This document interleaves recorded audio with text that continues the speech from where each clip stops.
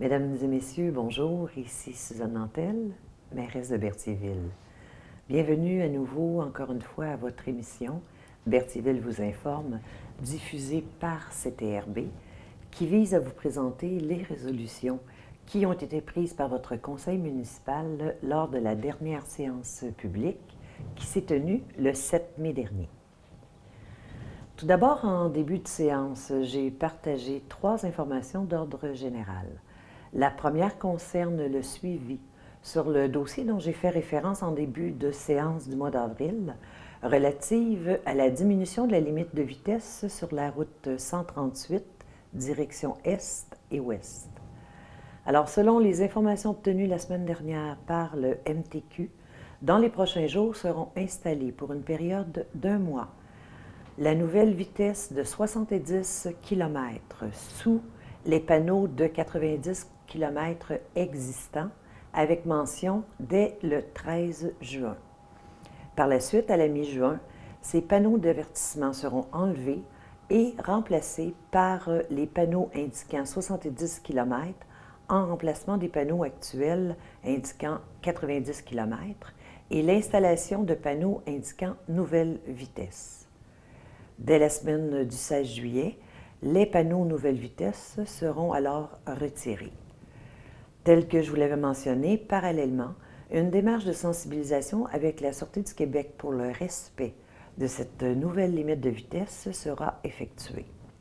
Alors voilà un des dossiers avec le MTQ qui me préoccupait et pour lequel il y a finalement des actions. Deuxième information, Berthierville compte maintenant parmi ses citoyens une centenaire. En effet, aujourd'hui, 8 mai, Mme Thérèse Roberge, qui réside actuellement au pavillon Berthier, fête son 100e anniversaire de naissance.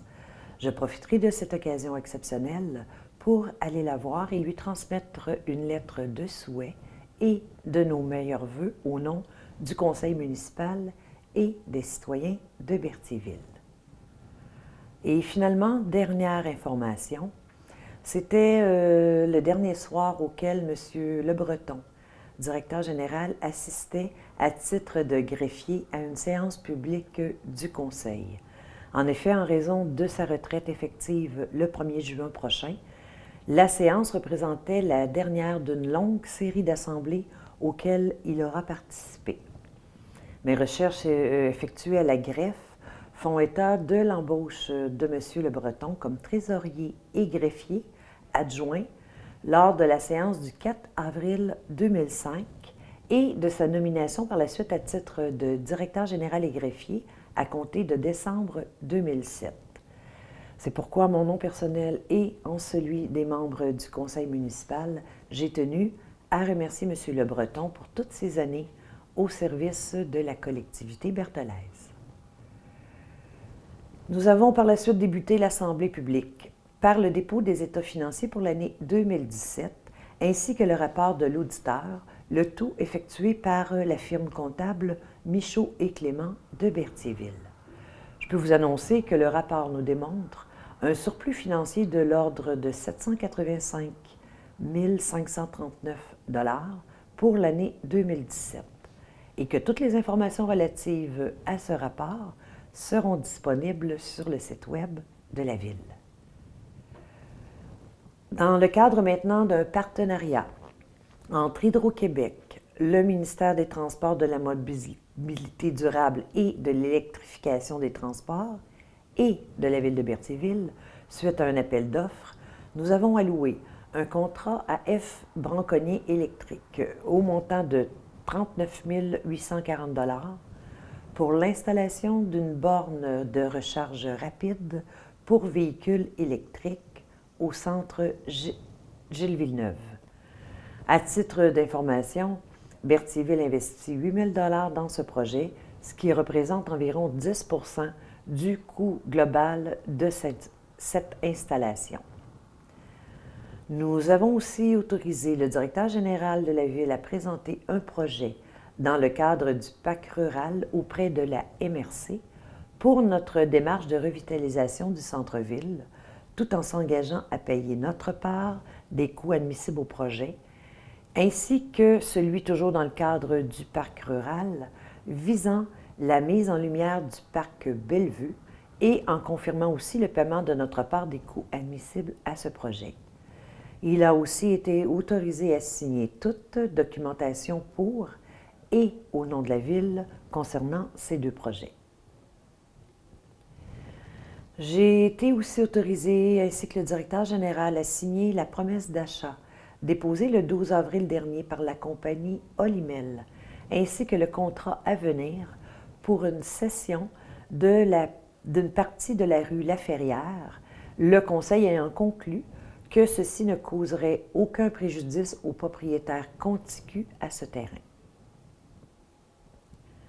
Considérant maintenant que la Société d'habitation du Québec a initié un processus pour favoriser le regroupement des offices d'habitation, qu'il est de notre intérêt de favoriser ce regroupement à l'intérieur de la MRC de Dautré et que la MRC, selon les dispositions du Code municipal, possède la compétence du domaine du logement social.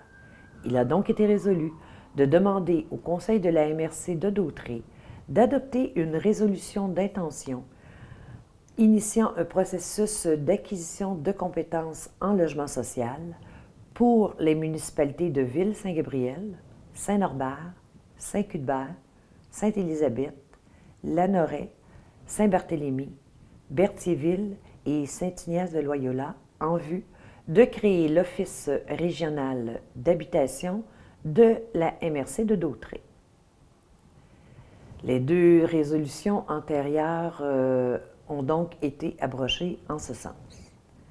Dans le même dossier, nous avons aussi confirmé les états financiers de notre OMH préparés par la firme comptable Morin et Brassard et accepté le déficit de 190 799 $, entraînant une participation de 19 080 $ pour Berthierville, soit 10 % du déficit.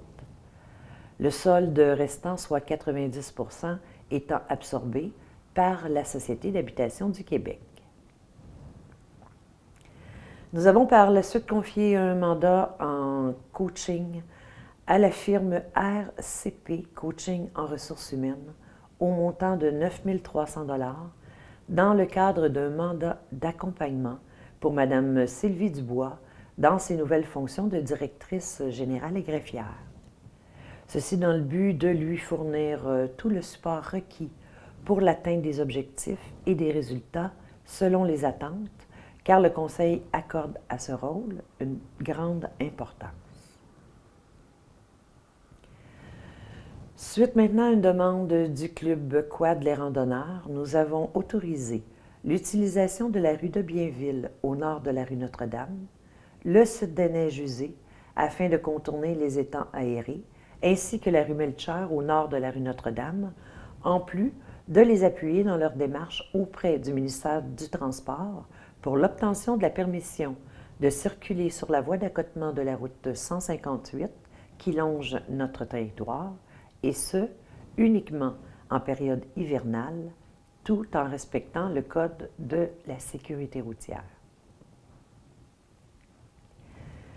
Plusieurs contrats ont été alloués lors de la dernière assemblée suite à des appels d'offres lancés par la Ville.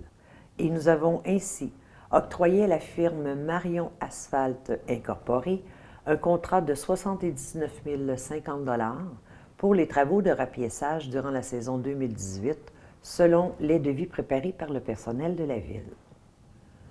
Un montant approximatif de 5 000 $ a aussi été accordé à la firme d'architectes Etu et Bellumeur pour la préparation des plans pour l'agrandissement du centre Gilles Villeneuve requis pour le changement du panneau électrique, le tout selon l'offre de service déposée le 28 mars dernier, ainsi qu'un mandat à la firme de génie conseil El Taba Chouani-Nadan pour l'offre de service déposée le 29 mars pour l'agrandissement de la salle électrique selon un budget approximatif de 1 800 $.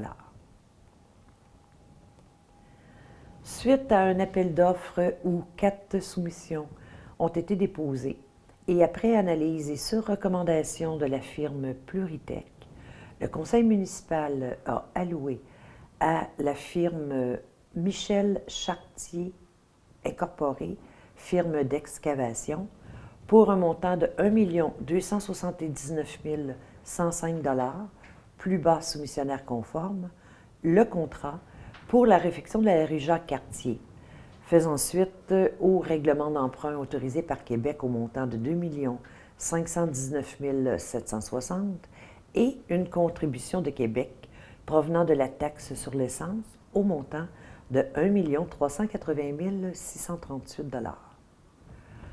Dans le but d'effectuer l'ensemble des travaux, nous avons mandaté Maître Madeleine Laporte pour préparer l'acte de servitude de construction requis pour des travaux à être réalisés sur la rue Jacques-Cartier, pour lesquels un émissaire pluvial au fleuve doit être réalisé. Le directeur général et moi-même avons été autorisés à signer cet acte notarié pour et au nom de la ville de Berthierville.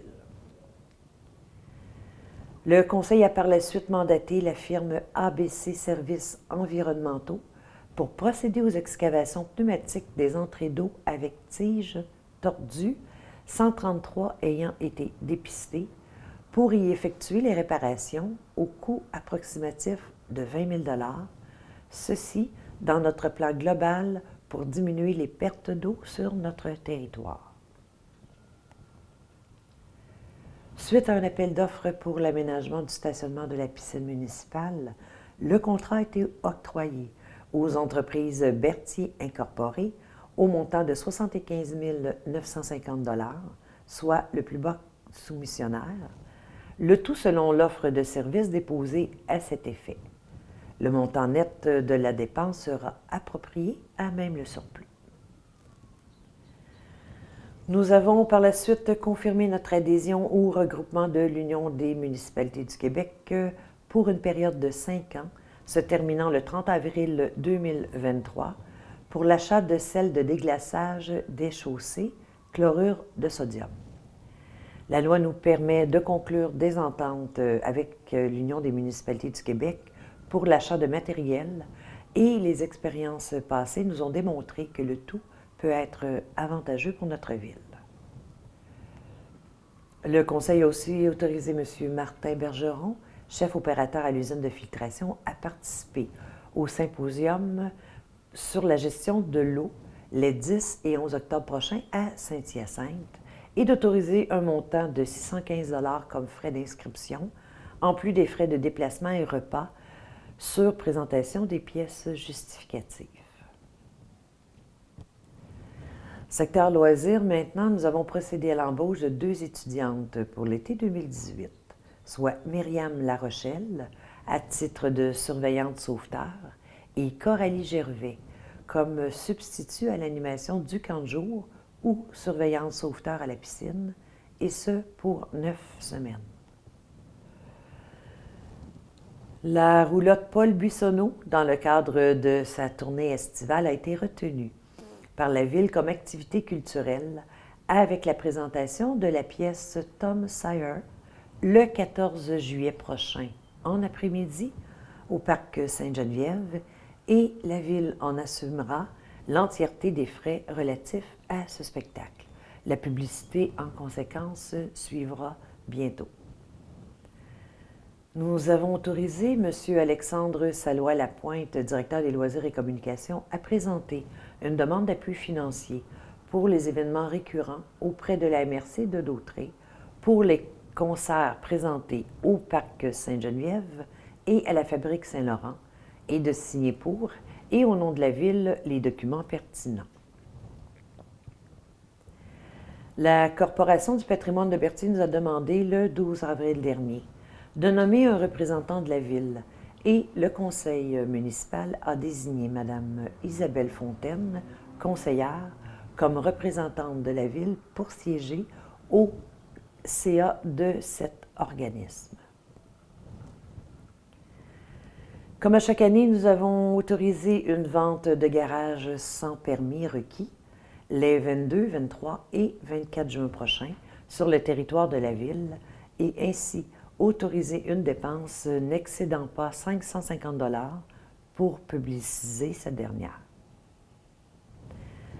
Dans le cadre de notre politique de dons et commandites, un montant de 200 $ a été alloué au groupe d'entraide en santé mentale L'Envol pour le spectacle qu'ils organisent le 11 mai prochain à l'auditorium de l'école Pierre de Lestage.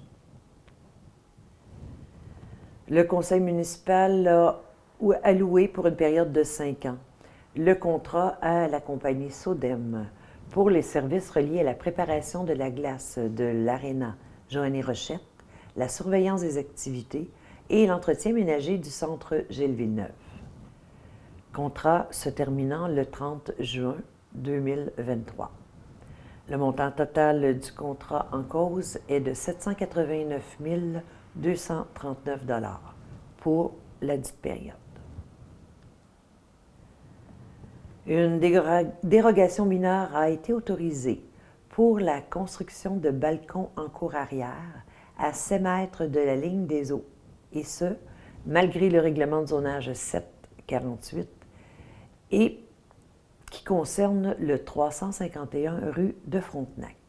Une demande de permis a aussi été allouée pour le 490-492 rue de Frontenac, situé dans une zone PIIA, soit dans un secteur soumis au plan d'implantation et d'intégration architecturale, suite à la recommandation du comité consultatif en urbanisme.